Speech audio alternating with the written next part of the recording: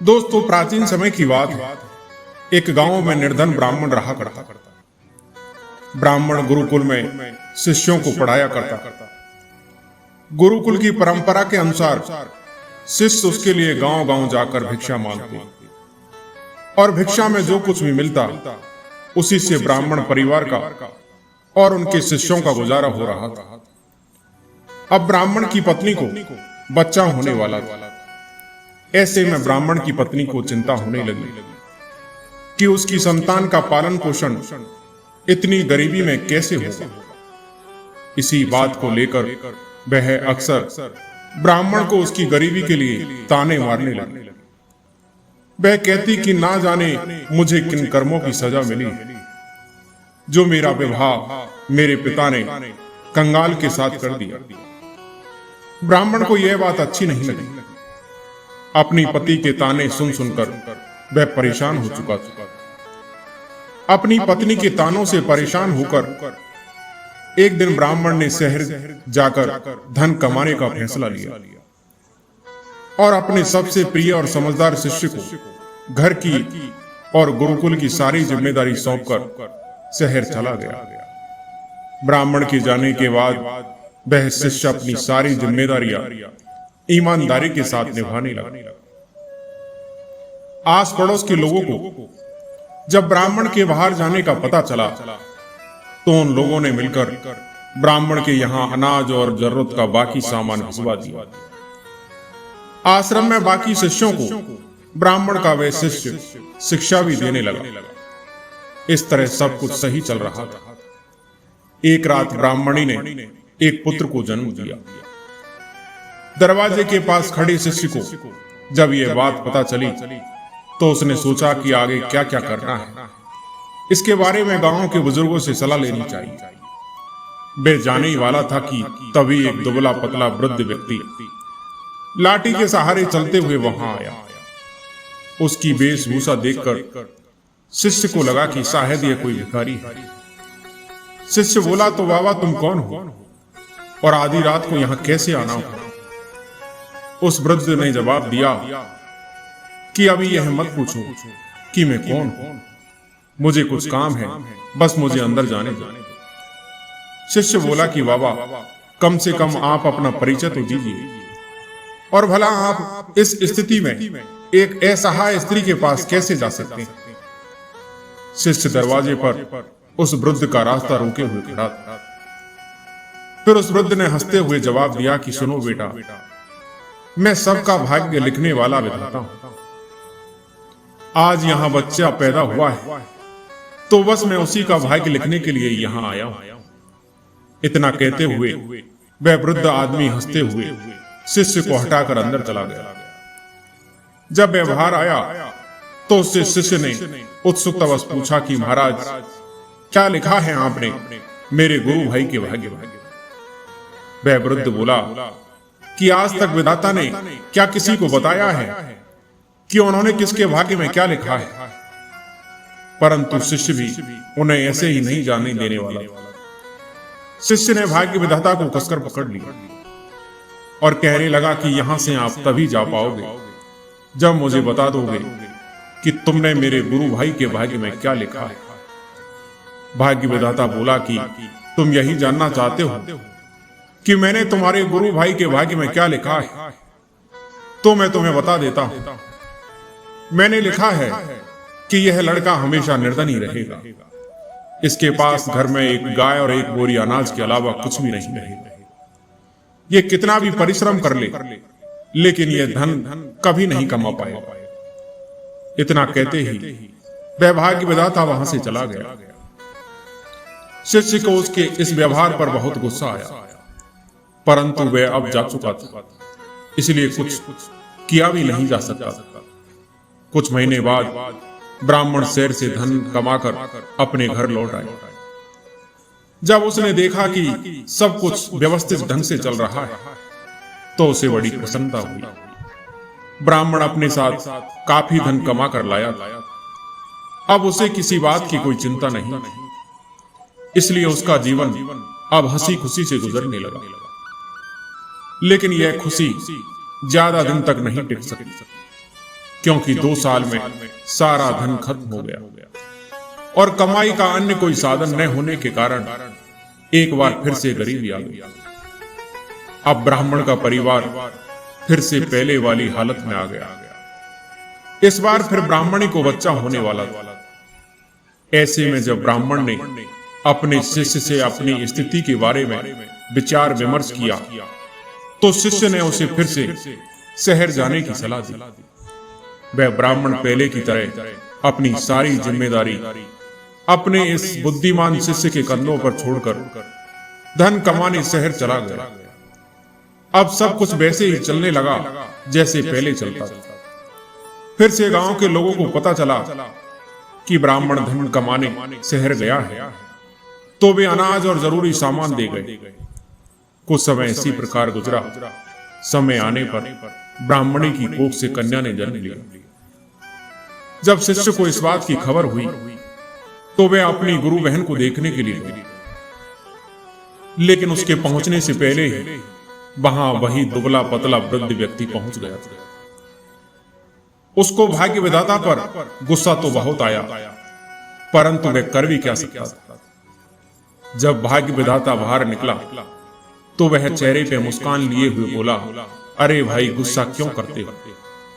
मैं तो यहां बस अपना काम करने आया था। सबका अपना अपना काम है, मेरा यही काम, इसमें मैं क्या कर सकता हूं? शिष्य बोला कि अच्छा महाराज, ठीक है, मगर बताओ तो सही कि आखिर मेरी गुरु बहन के भाग्य में आपने क्या लिखा है? भाग्य विधाता बोला कि मैंने इसके भाग्य में लिखा है कि जब यह कन्या विवाह के योग्य होगी तो इसे देखने वाले तो बहुत आएंगे, लेकिन इस लड़की का विवाह नहीं होगा। यह जीवन भर कुंवारी ही रही। इतना सुनते ही शिष्य को गुस्सा आ गया और उसने गुस्से में उस वृद्ध यानी कि उस भाग्य विधाता को वहां से चले जाने के लिए कहा। वह वृद्ध पहले की ही भांति मुस्कुराकर वहां से चला गया, लेकिन उस शिष्य के मन को अशांति दे गया। वह शिष्य अब सोच में पड़ गया कि अगर यह सच में भाग्य विधाता है तो उसके गुरु भाई और गुरु बहन का भविष्य क्या होगा। धीरे धीरे समय बीतने लगा। करते करते 10 साल बीत गए, लेकिन उस शिष्य का गुरु यानी कि ब्राह्मण अभी तक शहर से लौटकर नहीं आया। शहर से जितने भी लोग आते उतने ही बातें बताते। कोई कहता कि ब्राह्मण की मृत्यु हो गई, कोई कहता कि वह अपनी पत्नी से परेशान थे, इसलिए संन्यास लेकर जंगलों में चले गए। अब वह शिष्य ही ब्राह्मण के घर और गुरुकुल की सारी जिम्मेदारी संभाल रहा था। सबके साथ साथ उसने अपने गुरु भाई और गुरु बहन को भी शिक्षा देकर उन्हें शिक्षित किया। ऐसे करके अब 18 साल बीत चुके थे। ब्राह्मणी का पुत्र अब 20 वर्ष का हो गया। शिष्य को लगने लगा कि अब उसका गुरु भाई गुरुकुल की व्यवस्था संभालने लायक हो गया है। यही विचार करके शिष्य ने अपनी सारी जिम्मेदारी गुरु भाई को देकर वहां से विदा लेना चाहा। ब्राह्मणी ने, उसके पुत्र और पुत्री ने उस शिष्य को रोकने का बहुत प्रयास किया, मगर सब व्यर्थ था। शिष्य जब जा रहा था तब गुरु भाई उसे छोड़ने कुछ दूर तक उसके साथ गया। जब गुरु भाई आशीर्वाद लेकर वापस लौटने को हुआ तब उस शिष्य ने उससे कहा कि भाई, मैं जा रहा हूं, मगर मैं तुम्हें 2 बातें बता रहा हूं। तुम इन 2 बातों का अपने जीवन में हमेशा ध्यान रखना। तुम कभी भी अपने घर पर अनाज से भरी हुई बोरी और दूध देने वाली गाय मत रखो। अगर तुमने ये दोनों रखे तो तुम सारा जीवन निर्धनी रहो। दूसरा, जब भी कोई व्यक्ति तुम्हारी बहन के विवाह के संबंध में बात करने आए तो उन्हें सोने की मोहरें लेकर आने को बोलना, और जब तक वे सोने की मोहरें तुम्हें ना देते तब तक अपनी बहन उन्हें मत दिखाना। उस लड़के ने वैसा ही करने का वादा उस शिष्य से किया और वापस आश्रम लौट आया। अगले ही दिन गांव के एक पुरोहित ने एक दुधारू गाय और एक बोरी अनाज उस लड़के के घर भिजवा दिया। उस लड़के ने कुछ देर बाद ही उस गाय को और उस अनाज को किसी और को बेच दिया। उसके अगले दिन फिर से किसी ने एक बोरी अनाज और एक दुधारू गाय भेजी। लड़के ने फिर वैसा ही किया। अब तो रोज उस लड़के के घर एक बोरी अनाज और दूध देने वाली गाय दान स्वरूप आने लगी। लड़का उन्हें अपने फायदे के अनुसार बेचता गया। इससे उसका भाग्य बदल गया और वह जल्दी ही अमीर हो गया। थोड़े ही दिनों में उसकी बहन के विवाह की उम्र भी हो गई।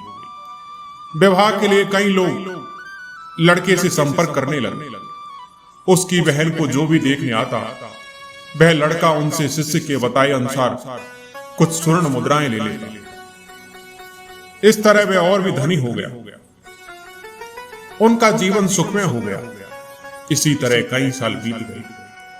एक दिन उस शिष्य का मन हुआ कि अब काफी समय गुजर गया है, क्यों ना अब चलकर अपने गुरु के परिवार को देख लिया जाए कि उनका भाग्य कैसा चल रहा है। इसी विचार के साथ वह वहां से चल दिया। अभी वह गांव के बाहर ही पहुंचा था कि उसे वही दुबला पतला वृद्ध व्यक्ति एक गाय और एक बोरी अनाज और पोटली में कुछ मुद्राएं ले जाते हुए दिखा। वह शिष्य उसे पहचान गया और उसे आवाज लगाते हुए बोला, अरे महाराज, कहां जा रहे हो? उस वृद्ध ने उसकी आवाज सुनी, उसकी ओर देखा और गुस्से में ऊंची आवाज में बड़बड़ाना शुरू कर दिया। देख लो, यह सब तुम्हारा ही क्या धरा है। रोज एक दूध देने वाली गाय, एक बोरी अनाज और कुछ मुद्राएं देते देते मेरी तो पीठ ही दुखने लगी। दिमाग काम नहीं करता है कि तुम्हारे इस चक्रव्यूह से कैसे निकले। उस वृद्ध व्यक्ति की बात सुनकर शिष्य बोला कि महाराज, भाग्य तो आप स्वयं लिखते हैं, फिर भला मैं आपको किसी भी चक्रव्यूह में कैसे फंसा सकता हूं। भाग्य विधाता बोले कि बेटा, मैं तेरी बुद्धि से हार चुका हूं, मेरी सहायता कर और मुझे इस झंझट से निकाल। शिष्य बोला कि झंझट से निकलना है तो आप उन दोनों की भाग्य की रेखाएं मिटा दीजिए। आप तो जानते ही हैं कि यह कलयुग है। आज का इंसान स्वयं अपनी बुद्धि से अपना भाग्य बनाता है। उदाहरण आप देख ही रहे हैं। भाग्य विधाता बोला कि ऐसे कैसे मिटा दूं भाग्य की रेखाएं। शिष्य बोला, तो फिर उठाओ झंझट, मैं कुछ नहीं कर सकता। भाग्य विधाता बोला, अरे नहीं बेटा, मेरा कुछ ख्याल करो, मैं कब तक इसी काम में फंसा रहूंगा। शिष्य बोला कि मैं भी मजबूर हूं महाराज, मैंने अपने गुरु को वचन दिया है कि उनके परिवार का ख्याल रखूंगा। ऐसे में उनका साथ कैसे छोड़ दूं? वैसे भी इस दुनिया में कुछ पाने के लिए कुछ खोना ही पड़ता है, और फिर मुझे विवाह भी करना है। अगर आप मेरी बात मान लें तो आपको अपनी समस्या का हल मिल जाएगा। कुछ देर सोच विचार करने के बाद भाग्य विधाता ने एक दूध देने वाली गाय, अनाज की बोरी और मुद्राओं की पोटली उस शिष्य को दी और बोला, लो मिटा दी उनकी भाग्य की रेखाएं। तुम्हें उनका जैसा भी भविष्य बनाना है बना लो, मैं कोई रुकावट नहीं डालूंगा। लेकिन हाँ, मेरी एक विनती है कि इस बारे में तुम किसी को बताना नहीं तो कोई भी मेरा आदर नहीं करेगा, किसी को मेरा भय नहीं रहेगा, जिसके कारण कोई मुझे याद नहीं करेगा। इतना कहते हुए वह वृद्ध व्यक्ति वहां से चला गया, जो खुद को भाग्य विधाता बता रहा था। दोस्तों, ये कहानी हमें यही संदेश देती है कि यदि आप अपने लक्ष्य को पाने के लिए पूरी तरह से समर्पित हैं, तो ऐसी कोई चीज नहीं जो आप हासिल नहीं कर सकते। दोस्तों, किसी ने खूब ही कहा है, खुद ही को कर बुलंद इतना कि हर तकदीर से पहले खुदा बंदे से पूछे, बता तेरी रजा क्या है। दोस्तों, आज की कहानी यहीं समाप्त होती है। मैं उम्मीद करता हूं कि आपको ये कहानी जरूर पसंद आई। कहानी पसंद आई हो तो वीडियो को लाइक और सब्सक्राइब जरूर करें। धन्यवाद।